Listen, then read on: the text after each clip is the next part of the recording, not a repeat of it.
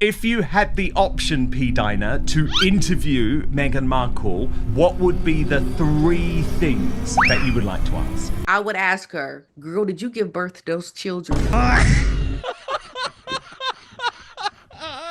Did you really birth those children? Well, like I tried so hard. Did you like it? Yeah. That's what I Show would me the ask birth her. certificate, okay? Yeah, show us the birth certificate. I loved watching people get excited about that when they'd see it. What do you guys do at home?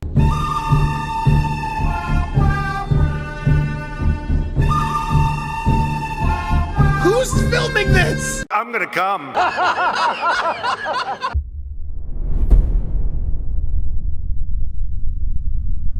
It's the first time in the history of the monarchy that this has happened. And therefore, we've all been asking, the doctor's name should be made public. You know that they put that outside with the easel, right? And then Harry, if we go by his narrative and spare, he says that Meghan Markle went to the hospital, the Portland hospital, and then she humped a ball, that she was put in the bathtub. She was given not 1, but 2 epidurals. I am a mom. I have had my child by using an epidural. Doctors will never put you in a bathtub if you have an epidural because you have a tube sometimes, you know. They can't be pulling you out of, water can get in, all kinds of things can happen. And then Harry in his book says that within 2 hours of the child being born, they were back at Frogmore Cottage. Those are his words. Those are not my words. Those are his. And then if that is the case, that means that this woman with not 1, but 2 epidural, with a very difficult birth, geriatric, was literally cleaned up. The baby was smucked, wrapped, put in a van, and sent back because it takes almost an hour from Portland Hospital to go to Frogmore Cottage. Yes. How can this woman be allowed?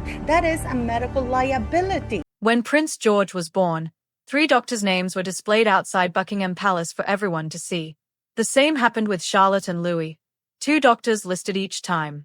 By the time the Cambridge children came along, the British public knew exactly which physicians, all of them respected professionals, had delivered the royal babies. Their names, Sir Marcus Setchell, Alan Farthing, Guy Thorpe Beeston, were real, verified, and could be checked by anyone. Then Archie arrived. On May 6, 2019, the ceremonial sign went up at the palace gates, stating his time of birth and weight, 5:26 a.m., 7 pounds, 3 ounces. But unlike before, there was no doctor's name listed or hospital specified. That wasn't just a break from tradition. It was a clear choice. And once you spot that change, you start to realize Archie's birth was handled very differently from the others. All royal births from 1688 until 1936 were witnessed by the Home Secretary, and thereafter the Home Secretary's presence was deemed to be unnecessary because you had the royal obstetricians and you had unimpeachable witnesses to the birth of those children who would then sign off officially on the announcements. Every royal birth, with the exception of Archie's and Lilibet's, has been signed off by a host of royal doctors. Here's what's important. The British royal family started listing the doctor on the easel for a reason. The idea was to have a trusted professional there, a named obstetrician, whose reputation was on the line if anything was untrue. It wasn't just a polite gesture. It was about accountability. But for Archie in May 2019, that safeguard was simply gone.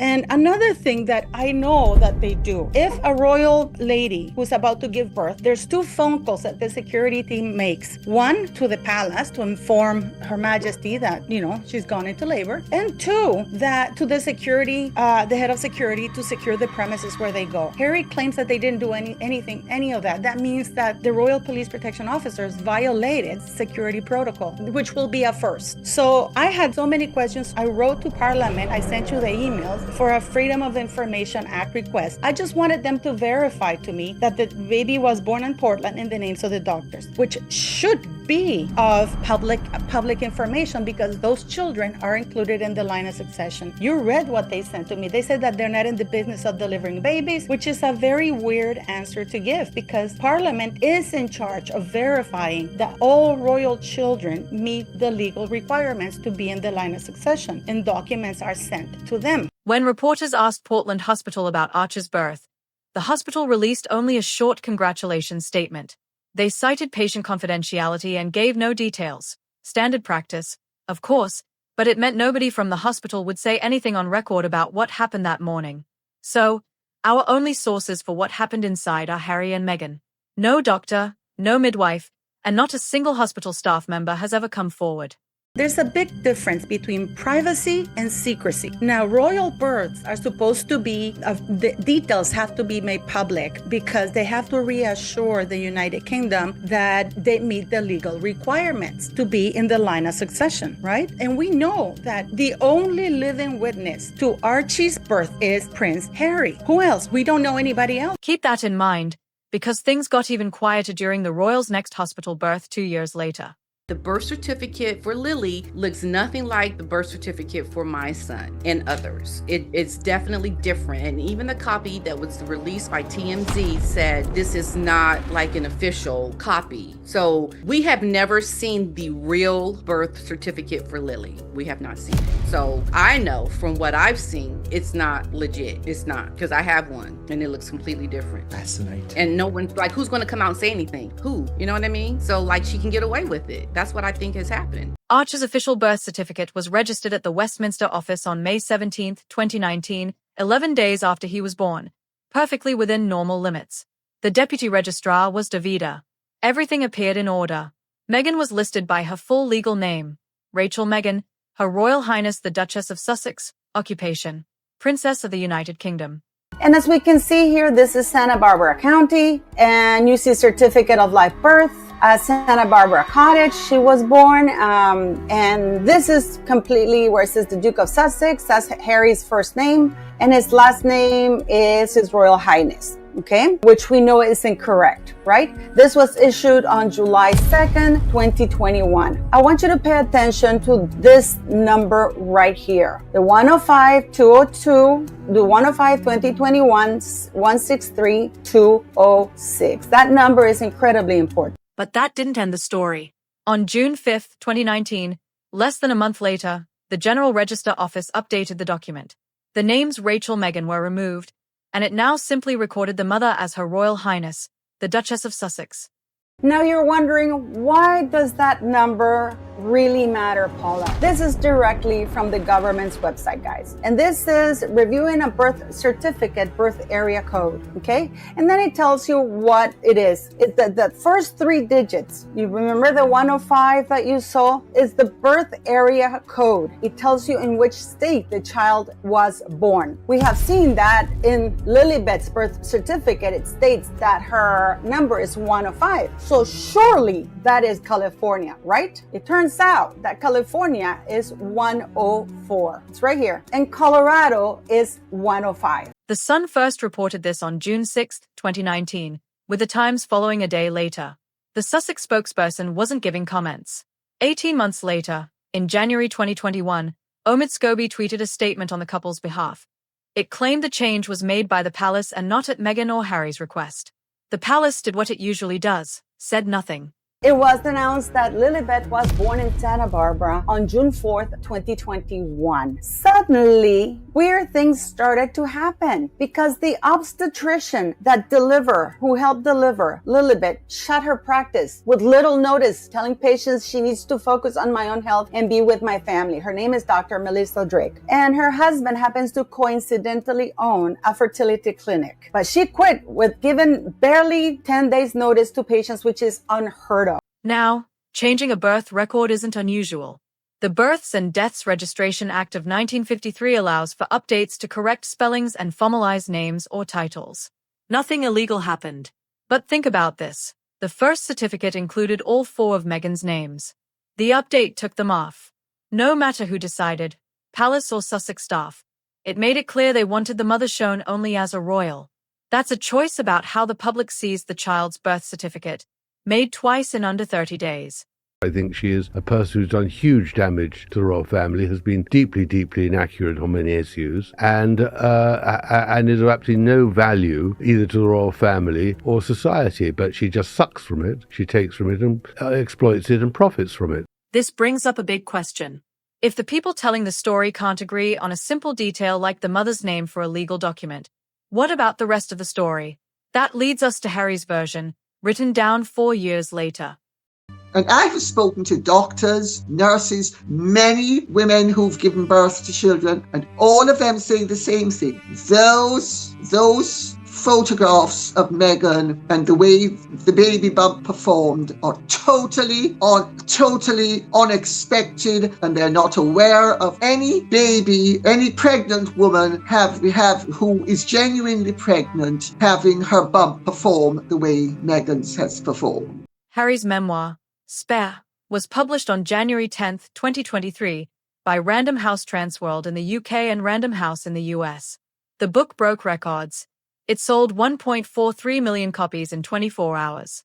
In it, Harry told the story of his son's birth in a personal way.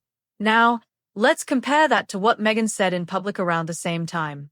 In her interview with Oprah on March 7, 2021, Meghan spoke about feeling isolated and almost silenced during her pregnancy. This preposterous pair sitting down, giving that interview, that awful interview to Oprah Winfrey, calling the royal family racists, false. There's a conversation with you, With Harry, about how dark your baby is going to be? potentially, and what that would mean or look like. Meghan shared details about her mental health, talk within the palace about Archie's skin color, and how she felt treated by the royal family.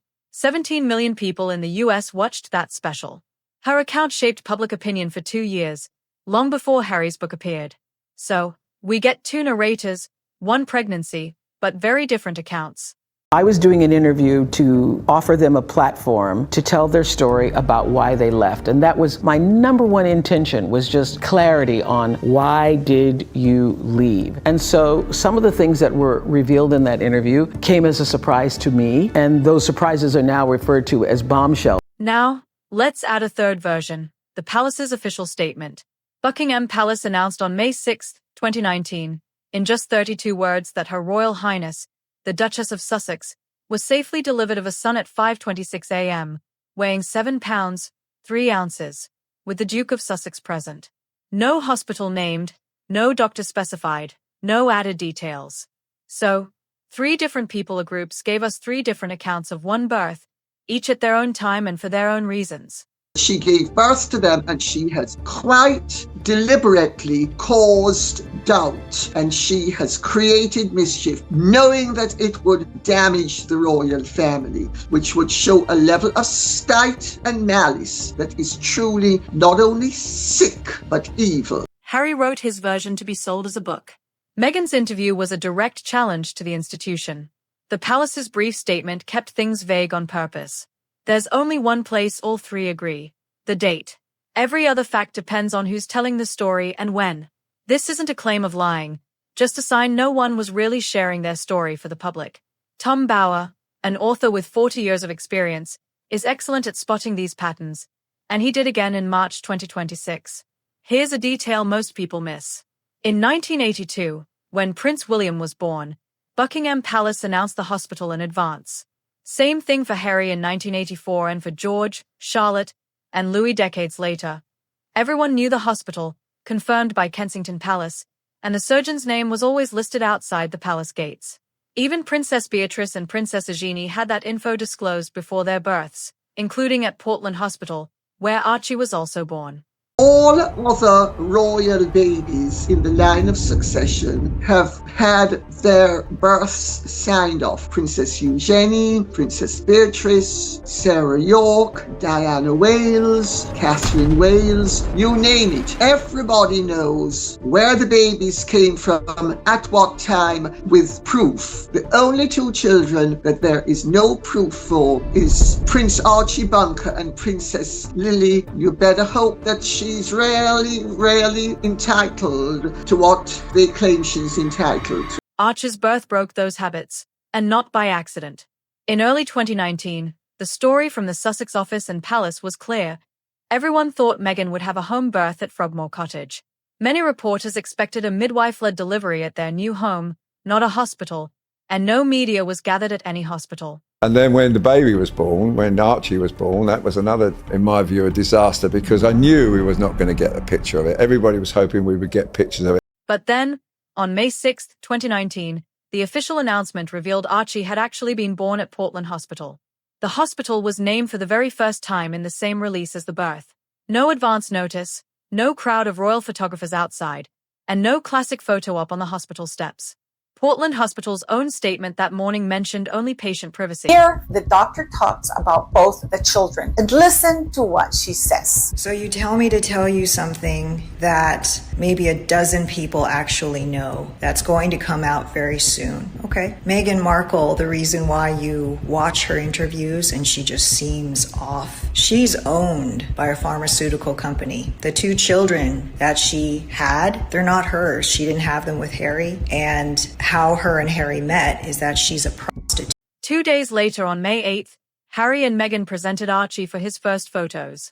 Not on hospital steps, but at Windsor Castle, in St. George's Hall, made to look like a portrait session, with photographers Dominic Lipinski of the Press Association and Chris Allerton. The first time Meghan saw the press's photo of Archie was on someone's phone. Compare this to the Cambridges. George, Charlotte, and Louis were all photographed on the Lindo Wing steps within 12 hours of birth. Royal photographers waited in press pens outside and had a very short window, about 15 seconds, to get the first baby pictures before sunset.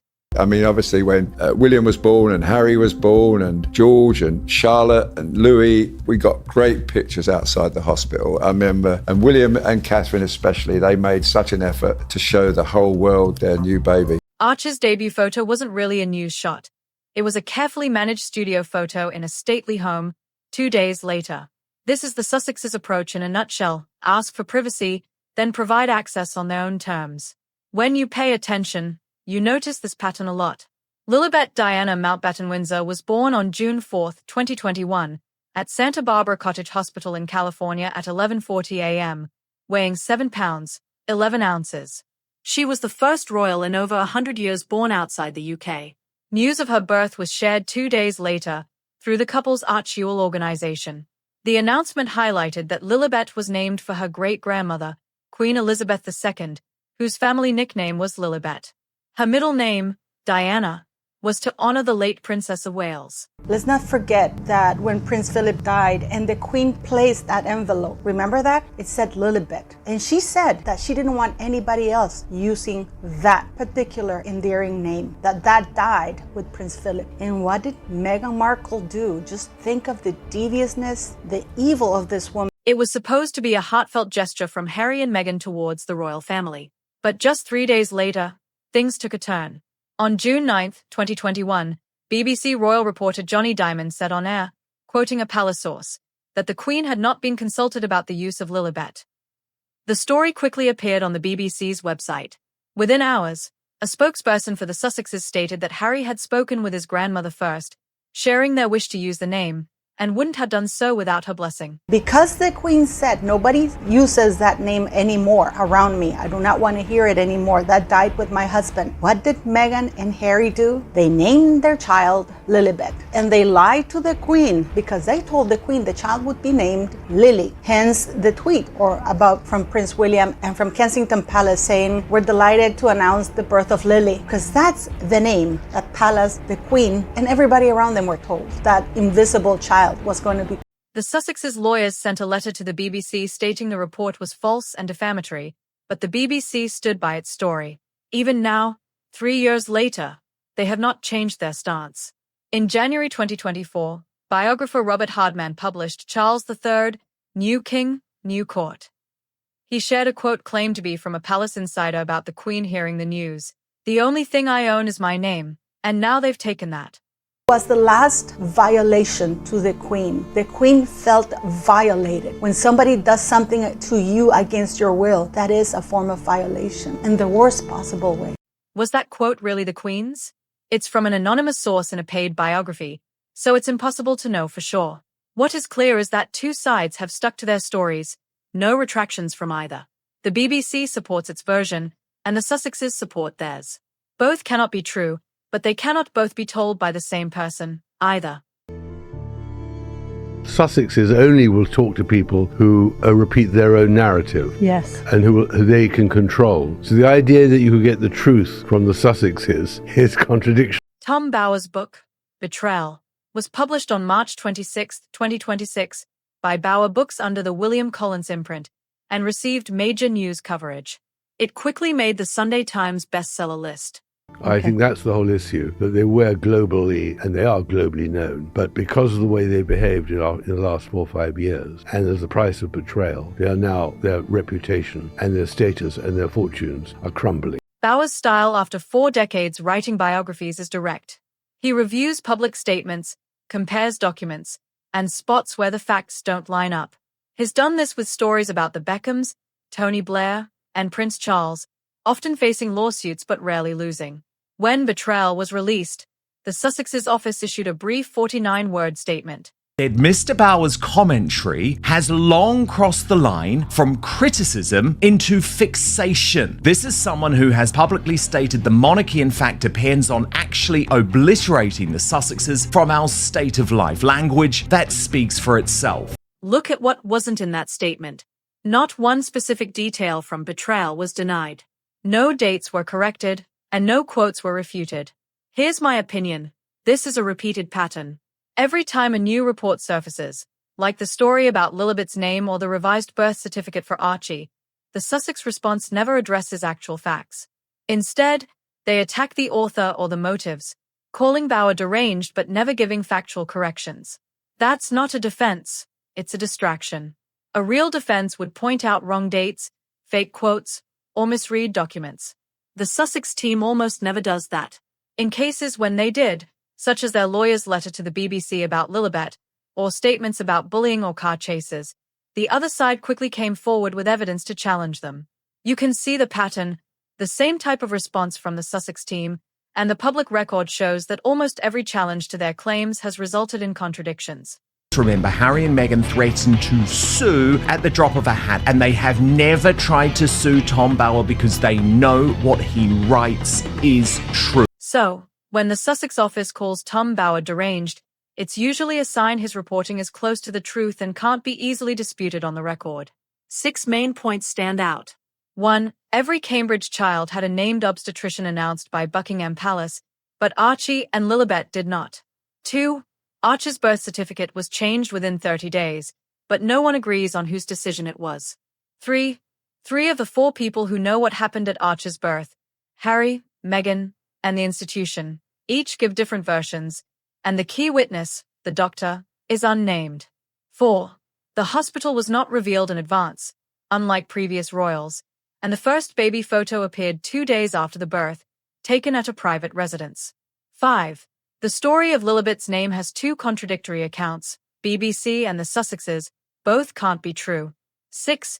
When Tom Bower laid out the facts in Betrayal, the Sussexes only complained about his character, not the facts. Nothing on this list is a conspiracy theory. None of it speculates about people's bodies or unverified health reports.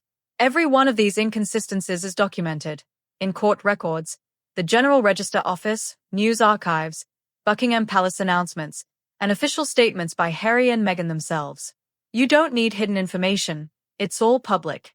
The only thing missing is the willingness, from those who could answer these questions, to do so openly. That's not protecting privacy. That's controlling the story like a brand. New developments, another Bower book series, Andrew Loney's follow-up, and ongoing court releases keep adding to the record. And unless the Sussex team names names and gives clear answers, more questions will build. If you want straightforward breakdowns when the next book or new files arrive, keep following along. This story definitely isn't over.